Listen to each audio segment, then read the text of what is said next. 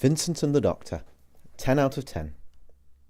Amy and the Doctor visit an art gallery in Paris, and Amy is particularly enamoured by the beauty of the Vincent van Gogh paintings. However, after the Doctor sees what appears to be a monster in the chapel window of one of the great masterpieces, they must travel back in time to meet Vincent and solve the riddle. On meeting Vincent, they find him to be far from the celebrated artist they imagine.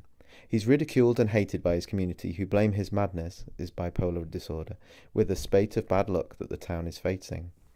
It transpires that Vincent's gift for seeing all the beauty and rich colours of life also affords him the power to see what others cannot, in this case a huge invisible alien monster that is murdering the townsfolk. Vincent faces both the tangible monster of the alien and the crippling monster of his own depression that proves in the end to be the more fatal.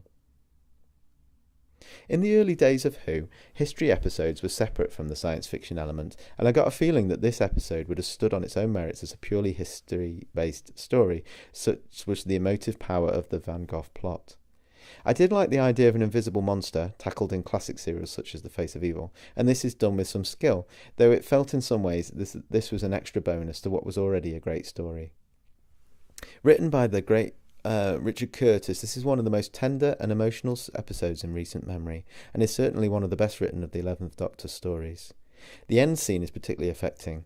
The Doctor takes Vincent forward in time to see just how loved and respected he eventually became after his death. Yet even this cannot dissuade the tortured Vincent from killing himself the same year they return him to. The Doctor consoles Amy with a truly poetic speech about the human condition. The way I see it, he says, every life is a pile of good things and bad things. The good things don't always soften the bad things, but vice versa, the bad don't necessarily spoil the good things or make them unimportant.